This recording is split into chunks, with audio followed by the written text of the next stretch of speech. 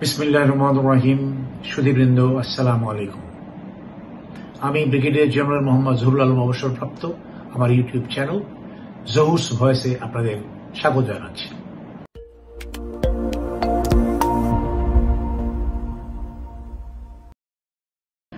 আমার আজকের আলোচনার বিষয়বস্তু নিষিদ্ধ আওয়ামী লীগ নাকি নিষেধাজ্ঞায় আওয়ামী রাজনীতিবিদ।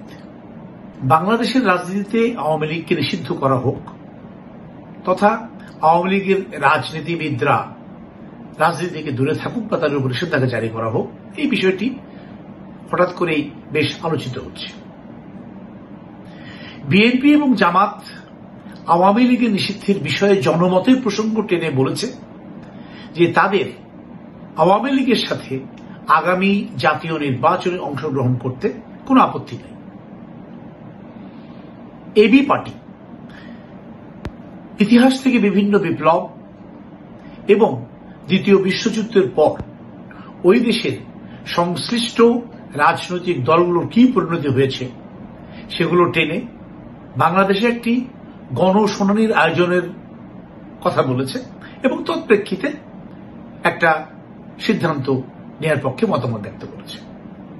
অন্যান্য রাজনৈতিক দলগুলো মোটামুটি একই ধরনের আলোচনা করে যাচ্ছে। বর্তমান অ্যাটর্নি জেনারেল আওয়ামী লীগের নিবন্ধন বাতিল বা দলকে নিষিদ্ধ করার ব্যাপারে নেতিবাচক বা নাসূচক মন্তব্য করেছে। প্রধান উপদেষ্টা আগামী নির্বাচনে আওয়ামী লীগের অংশগ্রহণের বিষয়ে সরকারের পক্ষ থেকে কোনো আপত্তি থাকবে না বলে উল্লেখ করেছেন।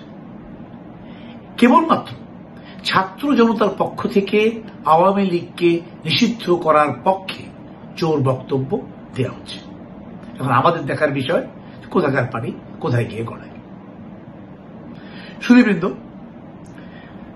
ছাত্রলীগকে ইতিমধ্যে নিষিদ্ধ ঘোষণা করা হয়েছে, তবে আশ্চর্যের বিষয় হল তাদের কার্যক্রম একেবারে বন্ধ হয়ে যায়নি, বরং দেশের বিভিন্ন স্থানে তারা ঝটিকা মিছিল, মোটরসাইকেল র্যালি এবং শোনা যাচ্ছে ব্যাটারি চালিত রিক্সা ভ্যান আন্দোলনেও কি তারা জড়িত। তাছাড়া এই মুহূর্তে আওয়ামী লীগের সকল সিনিয়র বা জাতীয় নেতৃবৃন্দ হয় দেশান্তরী না হয় আত্মগোপনে আছে।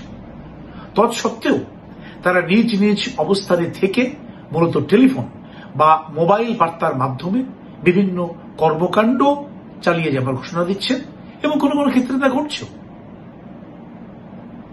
আসুন আমরা বিষয়টা নিয়ে আর একটু বিশদভাবে পর্যালোচনা করি। প্রথমত, নিঃসন্দেহে আওয়ামী লীগ গত 15-16 বছর গুম, খুন, নির্যাতন সহ দেশে একটি ত্রাসের রাজত্ব প্রতিষ্ঠা করে স্বৈরশাসন এবং ফ্যাসিবাদী কায়দায় নিষ্ঠুরভাবে বাংলাদেশের মানুষকে নিষ্পেষণ করেছে। দ্বিতীয়ত, জুলাই আন্দোলনে তাদের আগ্রাসী ভূমিকা এবং হত্যার বদলে ক্ষমতা, এই নীতিতে শেষ মুহূর্ত পর্যন্ত তারা অটল ছিল। এমনকি অনিবার্য পতন এবং দেশ থেকে পালিয়েও তাদের মনে সামান্যতম অনুশোচনা তৈরি হয়নি। এটি ফেরাউনি শাসনের চাইতেও জঘন্য।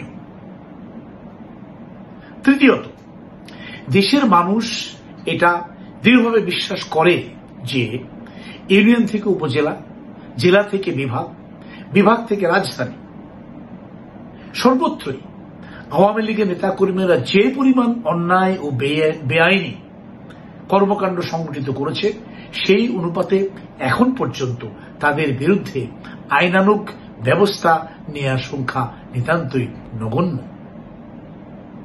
চতুর্থত, কেবলমাত্র গ্রেপ্তার হওয়া কিছু সিনিয়র নেতা এবং স্বৈরাচার হাসিনার বিরুদ্ধে হত্যা মামলা হয়েছে, অথচ গুম, ধর্ষণ, নির্যাতন, ব্যাংক লুট, শেয়ার বাজার ধ্বংস, চাঁদাবাজি, অর্থ পাচার, প্রকাশ্যে অস্ত্র উঁচিয়ে গুলি করার সহ বহুবিধ জঘন্য অপরাধের জন্য তাদের বিরুদ্ধে হাজারো মামলা হওয়ার কথা।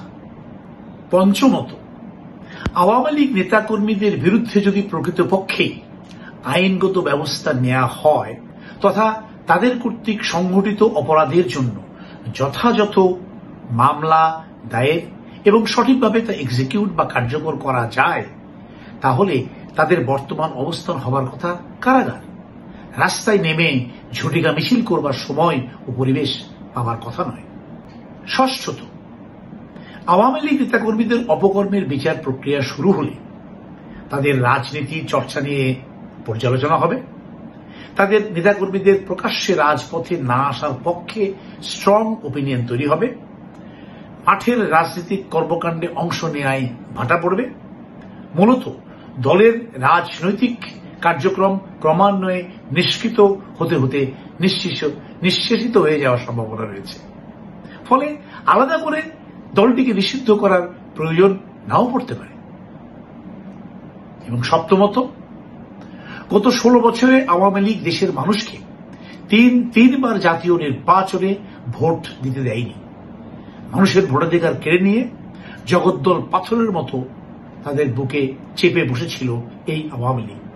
সেজন্য আওয়ামী লীগকে আগামী 3টি জাতীয় নির্বাচনে অংশগ্রহণ না করার জন্য নিষেধাজ্ঞা আরোপ করা একেবারে অযৌক্তিক নয়। সুধীবৃন্দ, ছাত্র জনতার আন্দোলনে আত্মাহুতি দেয়া হাজার হাজার শহীদের রক্তের সাথে বেইমানি করার কোনো সুযোগ নাই। ওরা চির উন্নততম শির নিয়ে শহীদি মর্যাদায় বেঁচে থাকুক বাংলাদেশের প্রতিটি মানুষের হৃদয়ে, আর এর সাক্ষী হয়ে থাকুক হাজার হাজার আহত বীরের দল। জুলাই আন্দোলনের মূল মন্ত্র ছিল স্বৈরাচার অপসারণ, ফ্যাসিবাদী শাসন বন্ধ, সকল নিষ্ঠুরতা ও অত্যাচারের অবসান এবং গণতান্ত্রিক ও মুক্ত পরিবেশে সকল মানুষকে বুক ভরে নিঃশ্বাস নেবার পরিবেশ তৈরি করে দেয়া। সেজন্য শুধু আওয়ামী লীগ নয়, যদি প্রয়োজন হয় তাহলে আরো অনেক দলেরই রাজনৈতিক কার্যক্রম নিষিদ্ধ করার প্রয়োজন হলে সেটাও করতে হবে বইকি। সুধীবৃন্দ, 71-এর প্রজন্মের মুক্তিযোদ্ধাদের কাউকে কাউকে বোধ করি আমরা কিছুটা হলেও অবমাননা করেছি, কিন্তু এবার আর নয়।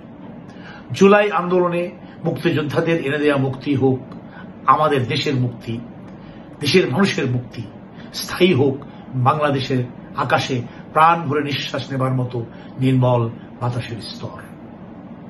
আমাদের সকলকেই অংশীদার হতে হবে নতুন বাংলাদেশ গড়ার দৃঢ় আত্মপ্রত্যয় নিয়ে। সবাই ভালো থাকুন। আল্লাহ হাফেজ।